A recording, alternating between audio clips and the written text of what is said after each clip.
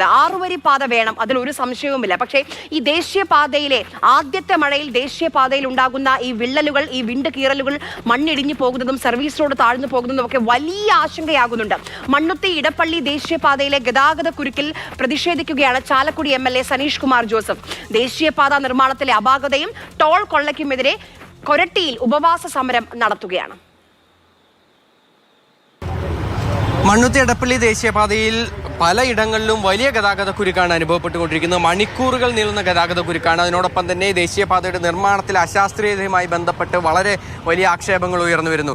ഞാനുള്ളത് കൊരട്ടിയിലാണ്. കൊരട്ടിയിൽ Chalakudy MLA TJ Saneesh Kumar ജോസഫിൻ്റെ നേതൃത്വത്തിൽ ഇവിടെ ഉപവാസ സമരം നടക്കുകയാണ്. ഈ സമരത്തിൻ്റെ ഒരു പ്രധാനപ്പെട്ട കാര്യം എന്ന് പറയുന്നത് ജനങ്ങളുടെ ഈ ബുദ്ധിമുട്ടുകൾ, ആ ബുദ്ധിമുട്ടുകൾ ആരും മനസ്സിലാക്കുന്നില്ല. അതിൽ കൃത്യമായ ഇടപെടലുകൾ സർക്കാരിൻ്റെ ഭാഗത്തുനിന്നും ഉണ്ടാകുന്നില്ല, ദേശീയപാത അതോറിറ്റിയുടെ ഭാഗത്തുനിന്നും ഉണ്ടാകുന്നില്ല.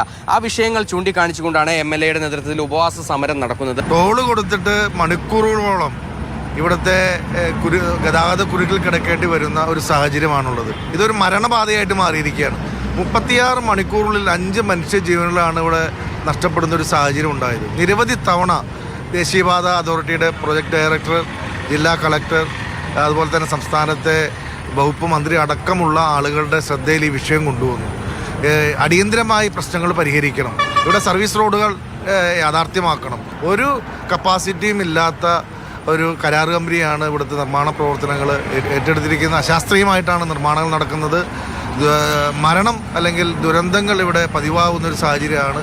നിരവധി തവണ അധികാരിയുടെ ശ്രദ്ധയിൽപ്പെടുത്തിയിട്ടും അതിന് ഒരു വിലയും കൽപ്പിക്കാത്തത് കൊണ്ടാണ് ഇന്ന് ചാലക്കുടിയിലെ ജനപ്രതിനിധികൾ, മറ്റ് എല്ലാ വിഭാഗത്തിൽപ്പെട്ട സാമുദായിക സംഘടനയുടെ നേതാക്കന്മാർ, അതുപോലെ രാഷ്ട്രീയത്തിന് അതീതമായിട്ടുള്ള എല്ലാ നിലയിലുമുള്ള ആളുകളുമായിട്ടുള്ള ഉപവാസ സമരം ഇവിടെ സംഘടിപ്പിച്ചിരുന്നത്. ഇതൊരു സൂചനാ സമരമാണ്.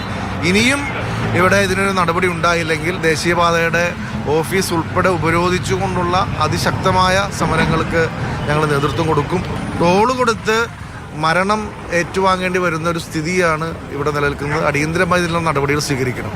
തീർച്ചയായും അതാണ് ഒരു MLAക്ക് ഇങ്ങനെ ഒരു ഉപവാസ സമരം നടത്തേണ്ട ഒരു സ്ഥിതിയിലേക്ക് കാര്യങ്ങൾ എത്തിയിരിക്കുന്നത്. അതിനോടൊപ്പം തന്നെ എടുത്തു പറയേണ്ട പ്രധാനപ്പെട്ട കാര്യം, ഒരു ദിവസമാണ് ഈ റോഡിലൂടെയുള്ള ടോൾ പിരിവ് ഒഴിവാക്കുന്നതിന് വേണ്ടി കളക്ടർ ഇറക്കിയ ഉത്തരവിന് ആയുസ്സുണ്ടായിരുന്നത്. അതിനുശേഷം ഉടനടി തന്നെ അത് പിൻവലിക്കേണ്ടി വന്നു.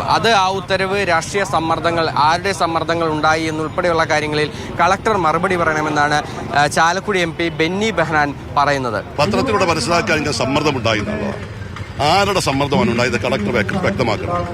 ഇത്തരത്തിലുള്ള ഗുരുതരമായ ട്രാഫിക് ബ്ലോക്ക് ഉണ്ടായപ്പോൾ ടോൾ പ്ലാസയിലെ ട്രാഫിക് ബ്ലോക്കെങ്കിലും താൽക്കാലികമായി ഒഴിവാക്കുന്നതിന് വേണ്ടിയുള്ള നിർദ്ദേശം കൊടുത്തിട്ട് അത് പിറ്റേ ദിവസം തന്നെ പിൻവലിക്കാൻ കളക്ടർ തീരുമാനിച്ചത് ആരുടെ നിർദ്ദേശമാണ്? ഗവൺമെന്റ് ഭാഗത്തുണ്ടായ നിർദ്ദേശമാണോ, അതെയോ ഇവിടെ ഈ കമ്പനി ഇതിന്റെ ടോൾ പിരിക്കുന്നതിന് വേണ്ടി കരാർ ഏറ്റെടുത്തിരുന്ന കമ്പനിയുടെ നിർദ്ദേശമാണോ? കളക്ടറോട് ഞാൻ പറയുന്നു, അദ്ദേഹം വലിയ കൃത്യവിലോപമാണ് കാണിച്ചത്.